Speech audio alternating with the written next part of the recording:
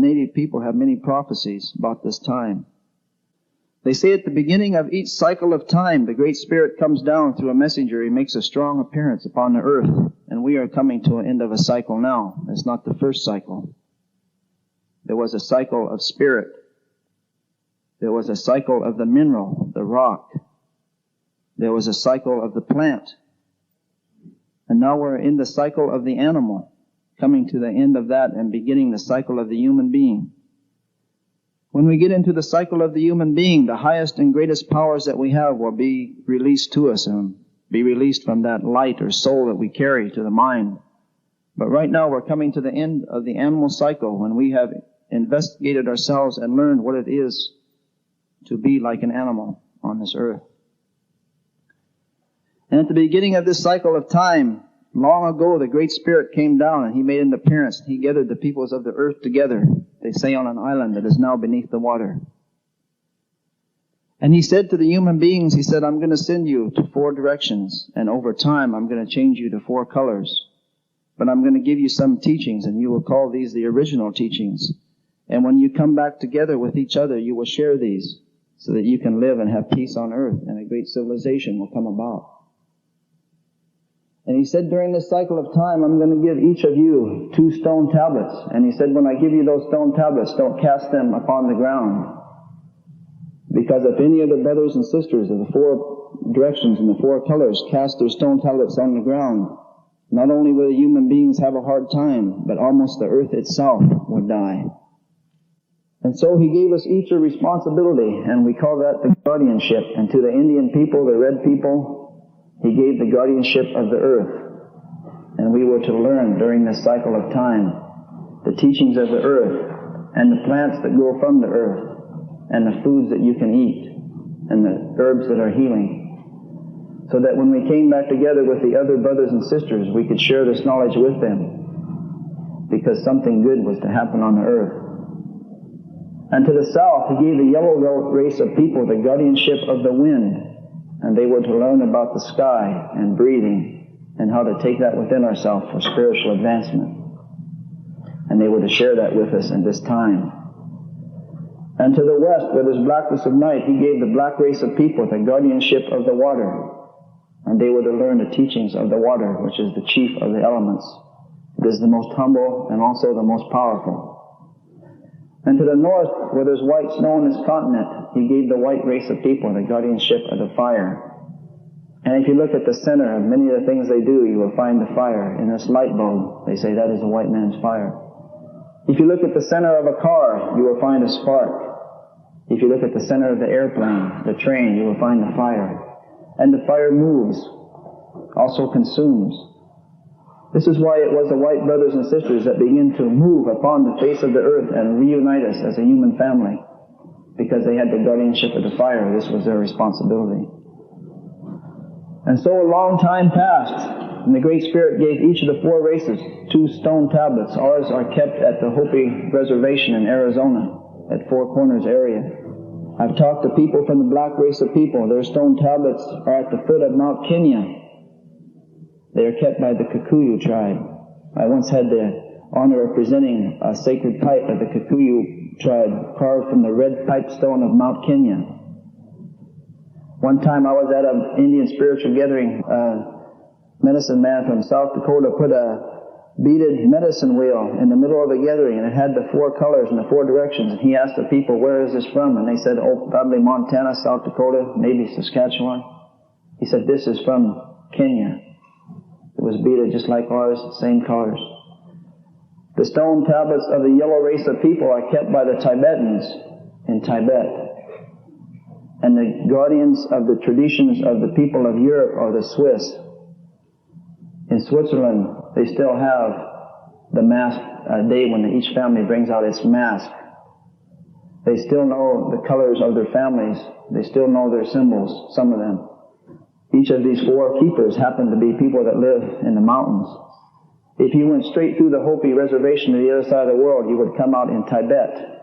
The Tibetan word for sun is the Hopi word for moon, and the Hopi word for moon is the Tibetan word for sun, because they're on the opposite sides of the world. They said that the roads of this land would either go north-south or they would go east-west. If they went north-south, we would come together as brothers and sisters. If they went east-west, there would be destruction, and almost the earth itself would have a hard time. So you all know the roads went east-west. They said things then would be lost from the east to the west. They would be lost from the south to the north. But they would come back from the west to the east and come back from the north to the south. So in 1976, from the west to the east coast of this land, from San Francisco to Washington, D.C., people carried a sacred pipe bundle by hand on foot across this land. Because they said if we carried this bundle across the earth, the powers would begin to come back. It was carried from west to east. They said a spiritual fire would be lit in the north, and it would come down the northwest coast of this land. This is it. We have the capacity to start the spiritual fire now here. The old people long ago seen it and foretold it. So we went through the cycle of time. Each of the four races went to their directions and they learned their teachings. And we were given a sacred handshake to show when we came back together as brothers and sisters that we remembered the teachings. It was indicated on the stone tablets that the Hopis had that the first brothers and sisters that would come back to them would come as turtles across the land. They would be human beings, but they would come as turtles. So when the time came close, the Hopis built a special village to welcome the turtles that would come across the land, and they got up in the morning and looked out at sunrise, and they looked out across the desert and they saw the Spanish coming covered in armor like turtles across the land. So this was them. So they went out to the Spanish man and they extended their hand, hoping for the handshake, but into the hand the Spanish man dropped a trinket. And so word spread throughout North America that there was going to be a hard time, that maybe some of the brothers and sisters had forgot the sacredness of all things, and all the human beings were going to suffer for this on the earth. So tribes began to send people to the mountains to have visions, to try to figure out how they could survive. At that time there was 100,000 cities in the Mississippi Valley alone called the Mound Civilization.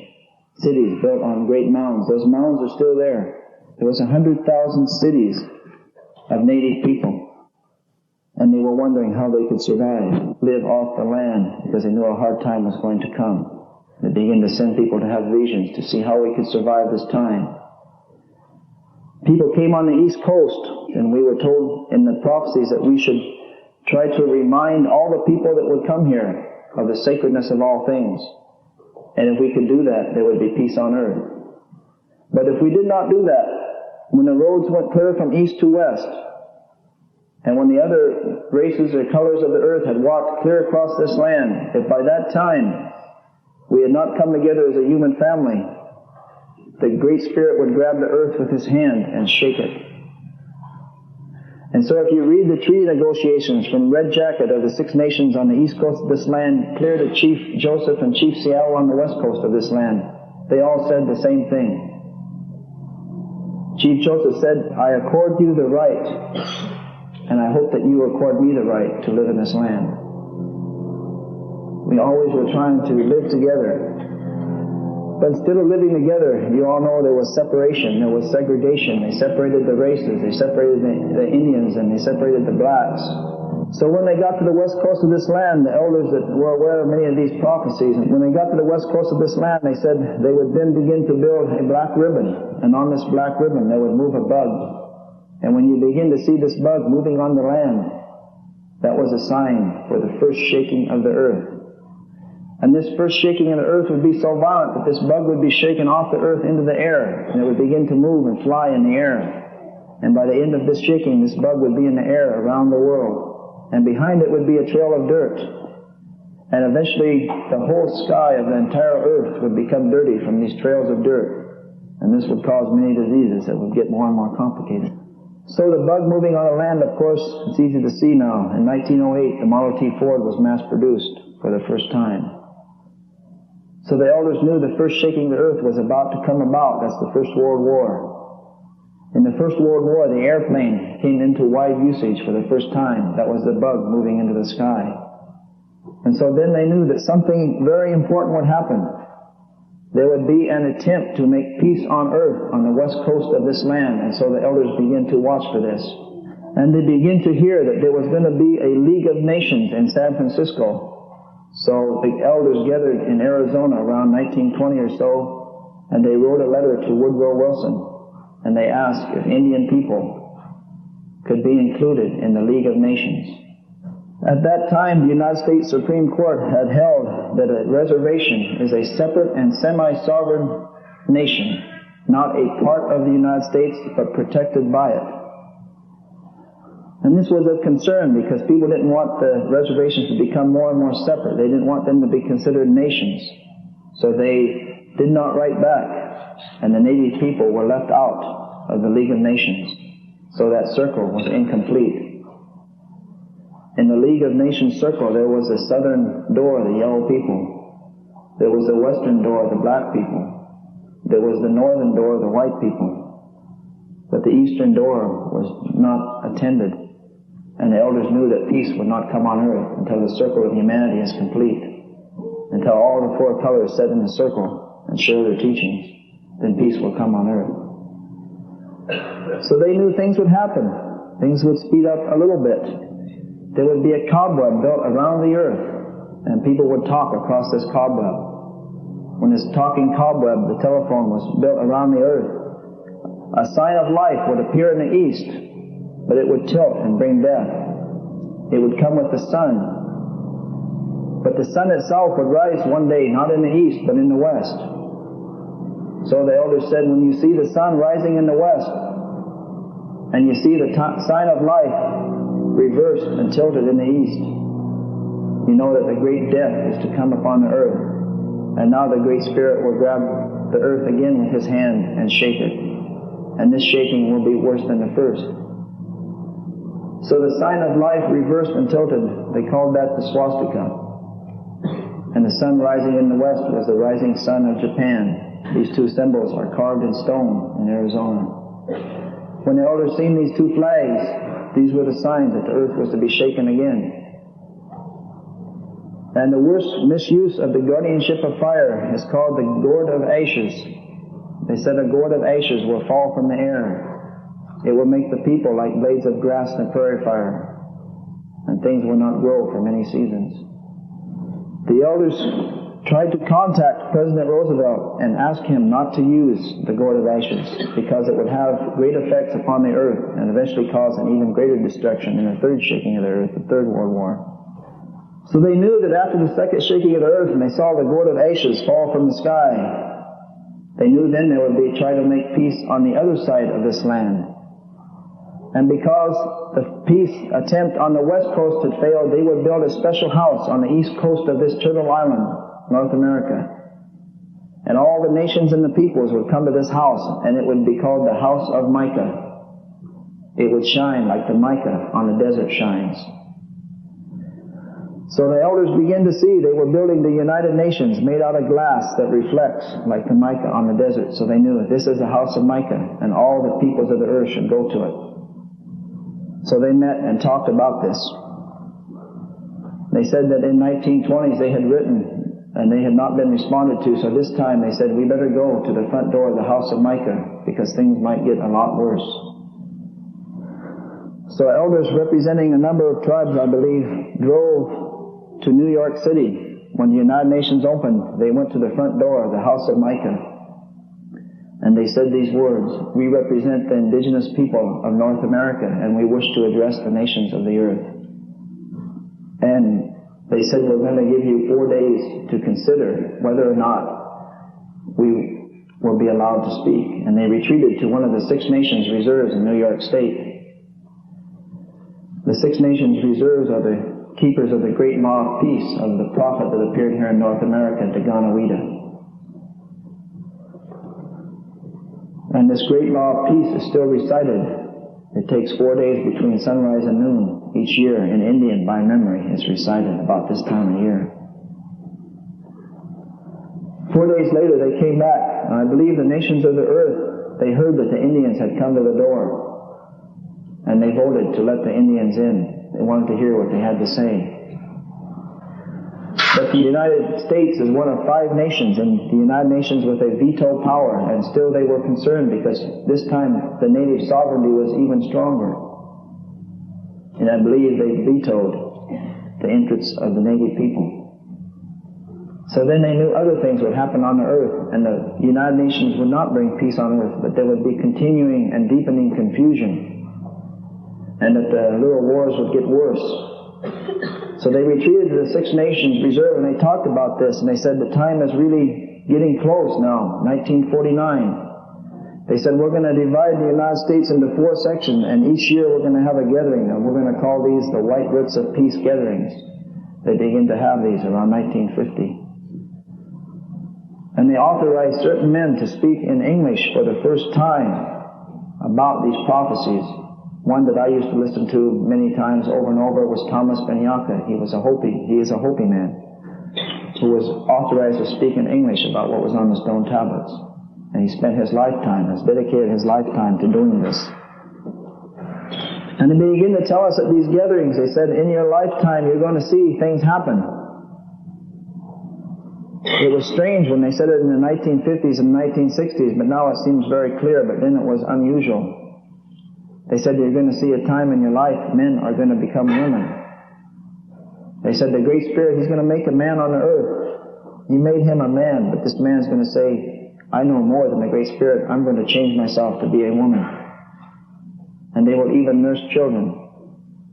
They said the Great Spirit's going to make a woman on this earth. She's going to say, I know more than the Great Spirit. I want to be a man. And she will be physically a man. This sounded strange. They said you're going to see a time in your lifetime, the human beings are going to find a blueprint that makes us. They're going to find a blueprint that makes us. They call that now DNA, dinucleic acid. And they said they're going to cut this blueprint. They call that now genetic splicing. They said they're going to make new animals upon the earth, and they're going to think these are going to help us. And it's going to seem like they do help us. But maybe the grandchildren and great-grandchildren, they're going to suffer. I don't know if you heard on the news last month, in the United States now, they have genetically spliced a new germ, never before released in the environment. They want to release this germ into the cotton fields of the South they say it will rejuvenate and strengthen the cotton. They had scientists on the CBS Evening News the other night talking about it, and one scientist, he said what the elders said in 1950. He says, this will not harm us. We put it in a lot of tests. And the other scientist, he said what the elders also said. He said, no, this has never before been in the environment. We have no idea what it will do. But the elders spoke of it long ago. They said it will seem harmless, but it may be it will hurt the great-grandchildren. The elders said long ago, they will release these things. They will use them. This is going to be released not too long from now. They're making new animals. The elders talked about this. They said, you will see new animals, and even the old animals will come back. Animals that people thought had disappeared, they will find them here and there. They begin to reappear.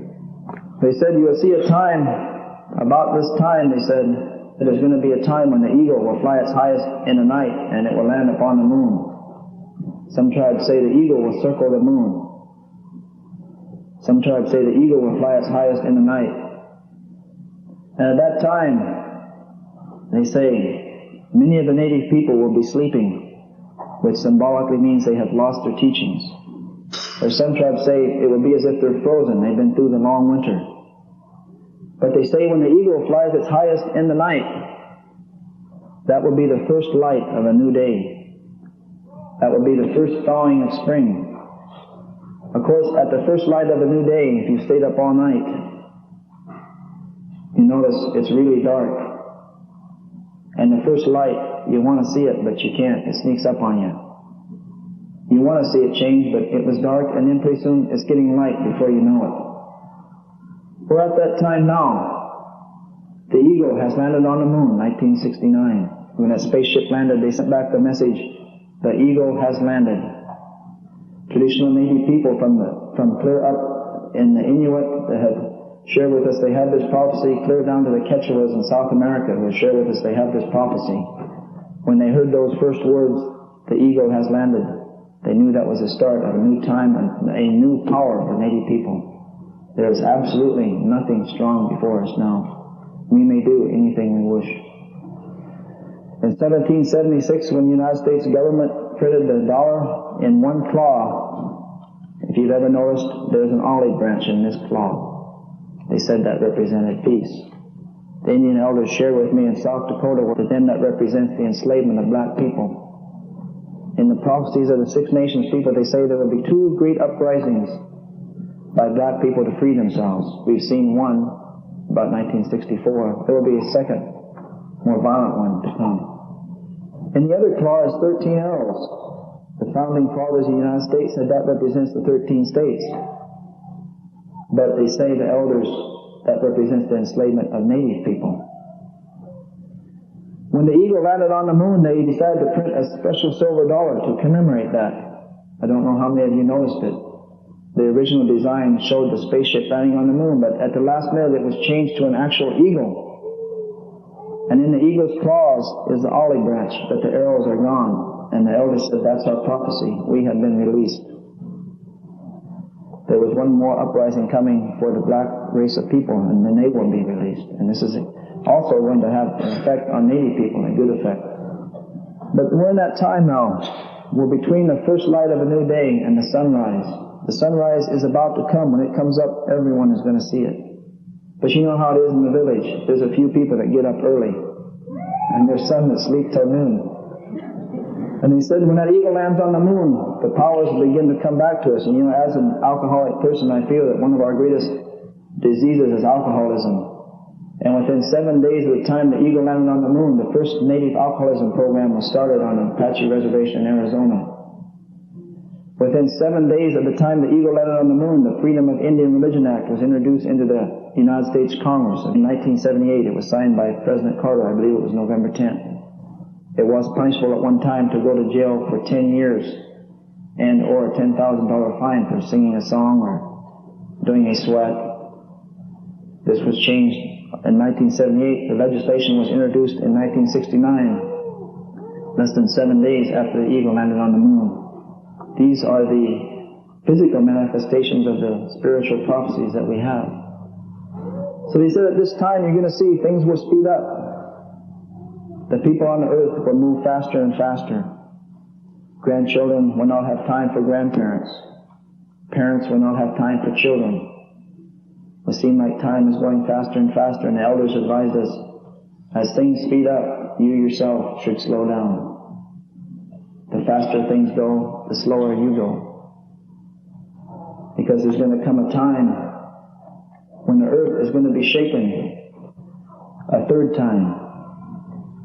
The Great Spirit has been shaking the earth 2 times, the First and Second World Wars, to remind us that we are a human family, to remind us that we should have greeted each other as brothers and sisters. We had a chance after each shaking to come together in a circle that would have brought peace on earth. But we missed that. Last night they were talking on the news about the sign for the third shaking of the earth. I heard it sitting in the airport after I missed my plane. They said they're going to build what the elders called the house in the sky. In the 1950s they talked about this. They will build a house and throw it into the sky. When you see people living in the sky on a permanent basis, you will know the Great Spirit is about to grab the earth. This time not with one hand, but with both hands. Many of you of native background may have heard the spirits will warn you twice, but the third time you stand alone. We've had 2 warnings, the first 2 world wars, but now we stand alone in the third one. As it says in the Baha'i writings, there will be no one protected. When this house is in the sky, the Great Spirit's going to shake the earth a third time, and whoever dropped that gourd of ashes upon them, it's going to drop. They say at that time there will be villages in this land so great that when you stand in these villages, you will not be able to see out. And in the prophecies, these were called villages of stone, or prairies of stone. And they said the stone will grow up from the ground and you'll not be able to see beyond the village. And at the center of each and every one of these villages, there will be native people, and they will walk as hollow shells upon a prairie of stone. They said hollow shells, this means they will have lost many of their traditional understandings. They will be empty within. They said after the eagle lands on the moon, some of these people will begin to leave these prairies of stone and come home and take up some of the old ways and begin to make themselves reborn because it's a new day. But many will not. And they said there's going to come a time when in the morning the sun is going to rise and those villages of stone will be there. And in the evening there will just be steam coming from the ground. There will be as steam. And in the center of many of those villages of stone, when they turn to steam, the native people will turn to steam also because they never woke up and left the village. And this used to bother me when I was a young man. I used to ask the elders, isn't there anything we can do? And they said, well, it's just that way that if the person does not have the spiritual eyes to see, it's very hard to show them. Or if they don't have the ears to hear, it's very hard to speak with them. We wish that we could go get them all, but we can't. It's just that some are not going to wake up. But some will wake up. And so they say there's going to be the third shaking of the earth. It's going to be not a good thing to see, but we will survive it. We will survive it. And when we survive it, then there's going to be another attempt to make a circle of the human beings on the earth. And this time the native people will not have to petition to join, but will be invited to enter the circle because they say the attitude towards us will have changed by then. And people will invite us into the circle, and all the four colors of the four directions will share their wisdoms, and there will be a peace on earth. This is coming close. All times when I share this message of the prophecies, people say, can't we change it? Could we stop it? The answer is yes. The prophecies are always either or. We could have came together way back there in 1565 and we could have had a great civilization, but we didn't. Always along the path of these prophecies we could have came together. We still could. If we could stop racial and religious disharmony, we would not have to go through this third shaking. The elders say the chance of that is pretty slim. It seems to me like it's pretty slim too. But they say what we can do is we can cushion it. The word we use is cushion. We can cushion it. So it won't be quite as bad. How do we do this? We do this by sharing the teaching that will reunite us. The Hopis and their prophecies say there will be a religion that comes here. Maybe it will be true and bring unity, or maybe it will not bring unity. If it does not bring unity, a second religion will come.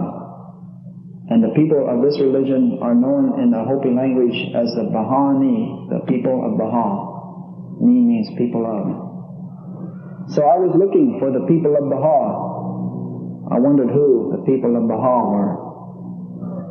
Baha, it means light or glory. Baha'i means followers of the light, or the people of Baha. We've been waiting for these people a long time. They say they will bring a teaching that will unite the earth. So we need to share this teaching. They say the fire will come from the north. So here we are in the circle in the north, talking about the Bahanis, the people of Baha, and the teachings of Baha'u'llah. When I heard about these, none of them made any sense. But now most of it has come to pass. Last night on the news they said the house in the sky will be put up in 1996.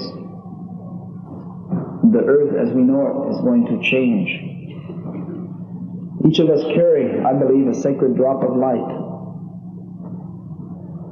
In the Indian teachings they say it takes 9 ancestors to agree before conception can occur. 9 ancestors of the husband or the wife have to come together in the spiritual realm and say, we will bring life before a woman can become pregnant. At that time the soul is formed. I delivered my first daughter, and a man who, from the blood reserve, who went to South Dakota and was the first blood to pierce for, in 82 years, he came to my house by coincidence 4 days before my wife went into labor. Each night we had a ceremony. And on the morning after the 4th ceremony, my wife went into labor at sunrise. And that night, at sunset, the daughter was born. And I took her out and I cut the cord, and I noticed that at the Sundance that the Lakota people do in South Dakota, They pass that pipe 3 times and they don't take it in the 4th time. And even in Washington, I've heard the coming of a child is like the coming of a new pipe. And when I was delivering my daughter, I happened to notice that the skull came out 3 times. And on the 4th time, her head came out like the coming of a pipe. So I took her out and I cleaned her up and I washed her, and first I put her on another instantly. But then after a few minutes, we washed her up. There was a circle of people just about like this around my wife and praying, and people with different backgrounds. And we looked up, and through the ceiling came a small drop of blue light. When it got close to the child, you could not see it. That was her soul. She would carry that light throughout earth. In that is her special uniqueness as a being, her spiritual power. In that are gifts. After we go through, and then we carry it back here, and it radiates to the mind, but for some reason in this cycle, we've been in the lower natures, the animal part, but now we're going into the human world, and the mind is going to be opened up to the radiance of that, our own soul. And the cycle of the human beings is going to come about. And something so good is going to happen on this earth that cannot even be described. The elders say it in different ways. They say something like this. They say, there will be grass at that time when they make that circle and bring the peace on the earth. There will be blades of grass that have not quite come through the earth. Even they will try to push themselves up to be part of that day when the sun rises. They say out here outside this building, long before there was the fairgrounds here, there were Native people. They say many of these Native people in different tribes, they were aware of these things, and they told their children. Their children grew up. You know, one time the people came from the Hopis, scientists came to the Hopis, and they said, we want to take a piece of the stone tablets. Well, they said, we want to take the stone tablets to a scientific laboratory to determine how old they are. The Hopi said, we know how old they are. Well, the scientist says, we want to confirm it. Well, the Hopis let them take a little piece, and they did that, the carbon dating method. They found these tablets were at least 10,000 years old, maybe 50. So when I say thousands of years ago there were Native people that spoke of these things, that's exactly what I mean. They told their children. And thousands of years ago their children grew up and told their children. And then their children grew up and told their children. And they spoke about the people that will live at this time, and now it is us. We are the ones they spoke of long ago. They say to be allowed to become into creation and live upon the earth at this time is a great honor. In the cycle of time, from the beginning to the end, this time that we're in now, the change, the purification of all things, they say this is the hardest time to live, but it's also the greatest honor to be allowed to live and see this.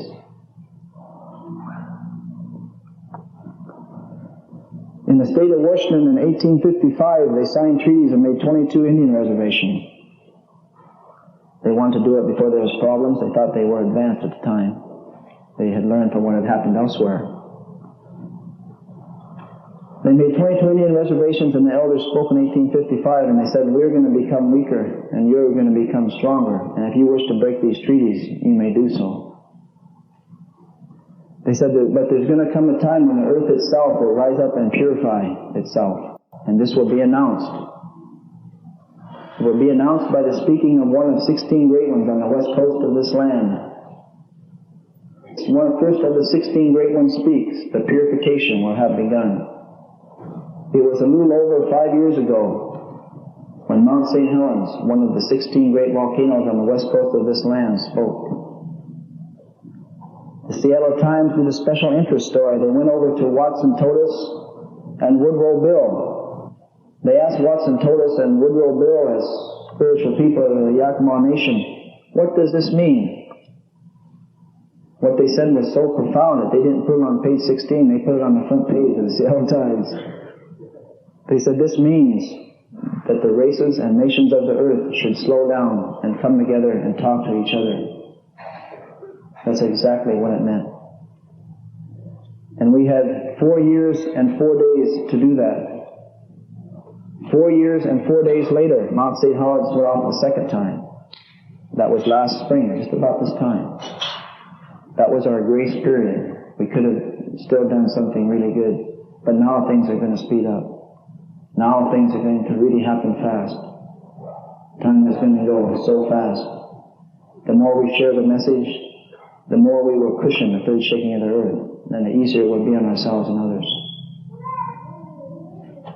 A good friend of mine in Montana, his grandmother just passed away last year. The last thing she said to him was, make a place for yourself in the mountains, because the air would become so hot down here where they were at on the reservation that it'd be hard to breathe.